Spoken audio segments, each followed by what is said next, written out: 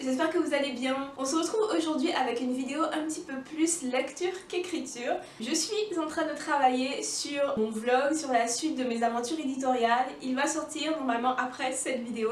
En attendant, parlons livres mais différemment.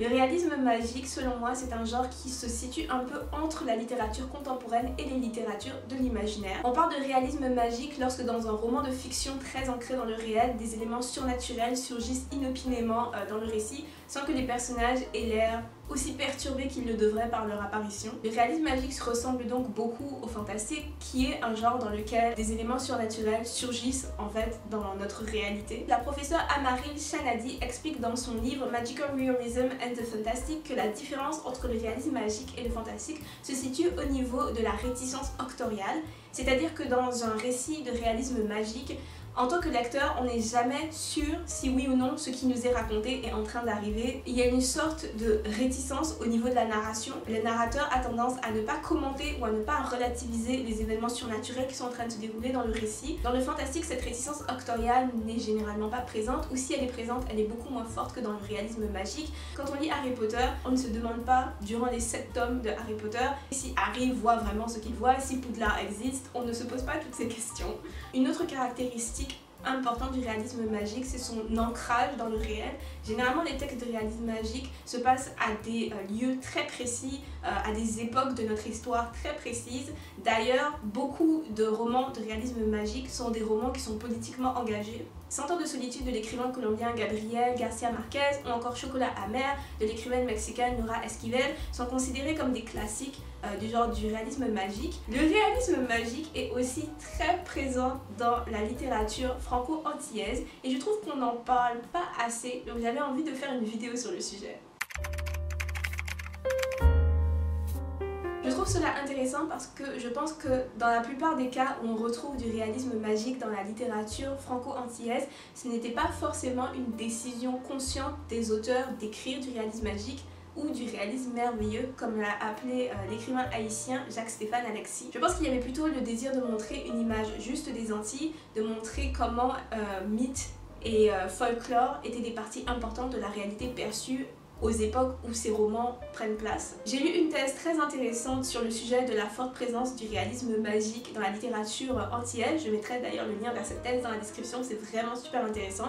Et l'auteur de cette thèse théorise aussi que le réalisme magique était probablement un moyen inconscient de créer une sorte de mythologie antillaise pour ces auteurs, donc de créer un mythe des origines, parce que les Antilles n'ont pas de mythe des origines, du moins les populations noires des Antilles n'ont pas dans leur culture, dans notre culture, on n'a pas de mythe des origines à cause de l'esclavage. L'une des particularités du réalisme magique dans la littérature antillaise, c'est qu'il donne vie à des créatures du bestiaire fantastique antillais qu'on ne voit nulle part ailleurs en littérature. Je pense au mythe de Momandlo, qui est ma créature fantastique préférée dans le bestiaire fantastique antillais. Je pense au Dorlis, l'homme au bâton, je pense au Soukounian, au Mofazé, etc., etc. Maintenant, quels sont des exemples de réalisme magique dans la littérature antillaise? J'en ai lu quelques-uns et j'en ai 3 à vous présenter dans cette vidéo. Le premier est Sélanir Coucoupé, un roman de Marie Scondé, une autrice guadeloupéenne. Sélanir Coucoupé est sorti en 2000 aux éditions Robert Laffont. Le récit prend place en 1903 en Côte d'Ivoire durant la colonisation française. Sélanir Pinceau, une oblat née en Guadeloupe mais élevée à Paris, arrive à Adjamé Santé, future Bangéville, en tant qu'enseignante. Sélanir est une religieuse en mission et elle vient enseigner aux enfants de cette nouvelle ville, mais juste au moment où elle arrive à Adjamé Santé, la personne qui est supposée la superviser meurt dans des circonstances super étranges. Sélanir se retrouve donc à la tête du foyer éducatif. Elle se met aussitôt à mettre en place divers changements qui lui valent l'antipathie des habitants du village. Elle se met notamment à protéger les petites filles de son foyer éducatif de la mutilation génitale que leurs parents veulent leur imposer. Elle se met aussi à encourager les petites filles de son foyer à poursuivre leurs études. La plupart réussissent leur examen de fin d'études et accèdent à de grandes carrières. Elle offre aussi un refuge et de l'argent aux femmes qui fuient leur mari violent ou leur prétendant violent. Donc toutes ces petites choses, ça fait en sorte que les habitants d'Adjamé Santé ne l'aiment vraiment pas. Surtout que la venue de Sélanir coïncide avec une série de morts très étranges. Les habitants sont certains qu'elle est responsable. En plus, elle porte toujours autour du cou une sorte de foulard qu'est-ce qu'elle cache? La marque du démon peut-être? La deuxième partie du roman se passe en Guyane, au Pérou et aussi en Guadeloupe. Sélanir retourne sur son île natale, elle vient y apporter mort et malédiction. On en apprend aussi un petit peu plus sur ses origines qui sont définitivement contre nature. Sélanir Coucoupé est selon moi une représentation parfaite du réalisme magique dans la littérature antillaise. Dans la première partie de l'histoire, on doute vraiment de ce qui est en train de se passer. On n'est pas sûr des personnages, on pense qu'ils racontent n'importe quoi, qu'ils croient en toutes sortes de choses qui ne sont pas réelles. On ne peut pas expliquer les morts dans l'histoire. On a l'impression que Sélanir est responsable, mais comme il n'y a aucune preuve, on n'est pas sûr, on doute. Dans la deuxième partie de l'histoire, la présence du surnaturel dans l'histoire devient une évidence, surtout lorsqu'on découvre les origines de Sélanir qui sont fortement inspirées par celles du monstre de Frankenstein. Pourtant, un point d'interrogation demeure. On ne sait pas si Sélanir est responsable des morts dans le livre. On n'a aucune preuve, on ne sait pas. J'ai vraiment beaucoup aimé ce livre. Des trois que je vais vous présenter dans cette vidéo, c'est celui-ci que j'ai le plus aimé et celui-ci que je vous recommande le plus. Attention par contre, c'est un roman très dur qui présente de manière frappante les souffrances des peuples qui l'illustrent, en particulier les souffrances des femmes. Ce roman soulève aussi beaucoup de questions morales puisque Sélanir est un personnage qui est cruel, mais sa cruauté n'est que le reflet de la société dans laquelle elle vit et n'est aussi qu'une réponse à la cruauté qu'elle a elle-même subie. Donc on se pose des questions, on se demande si ce qu'elle fait est vraiment si mal que ça. Mon deuxième exemple de réalisme magique dans la littérature antillaise est très différent de Sélanir Coucoupé. En fait, je dirais que ce livre, c'est un peu un ovni. Il est très différent de tous les autres livres de réalisme magique que j'ai pu lire dans ma vie et aussi de la plupart des livres de réalisme magique antillais, j'ai l'impression. Il s'agit de Tigeant l'horizon de Simone Schwartz-Bart, qui est aussi une écrivaine guadeloupéenne. Le roman est sorti en 1979 chez Seuil. Tigeant l'horizon grandit à Fonzombie en Guadeloupe.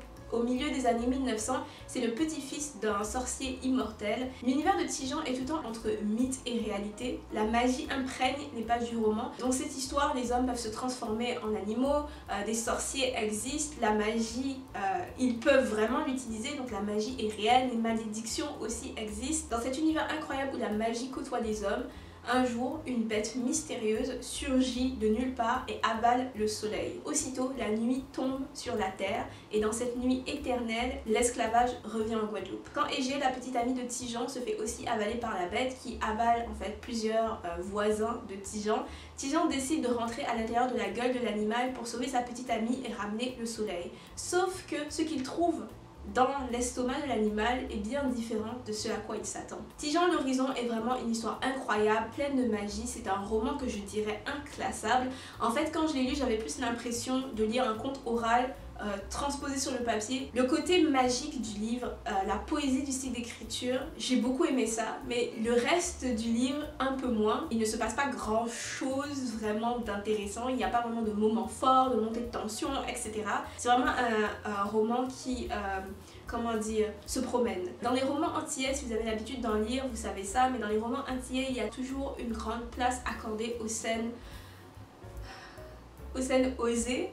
Et dans Tigeant l'horizon, pour moi, c'était trop, vraiment beaucoup trop. C'est donc un roman que je ne recommanderais pas à tout le monde. Si vous aimez vraiment beaucoup le réalisme magique et si vous aimeriez lire plus de romans antillais et si vous voulez en fait un roman antillais qui sort de l'ordinaire avec beaucoup de magie, je vous recommande ce livre.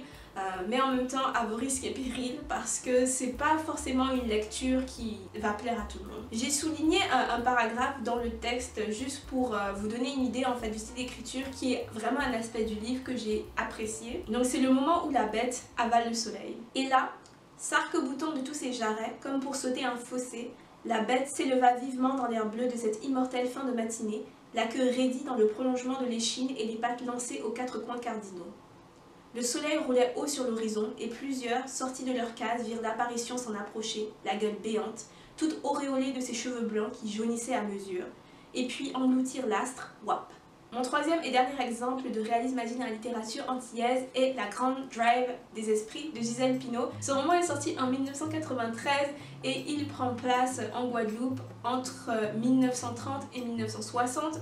Le personnage principal s'appelle Léonce et c'est un jeune homme travailleur qui est né avec un pied beau. Il tombe amoureux d'une jeune femme appelée Myrtha et réussit à la convaincre de l'épouser. Le roman suit la vie hors du commun de ce couple, mais aussi l'existence encore plus incroyable de leur descendance.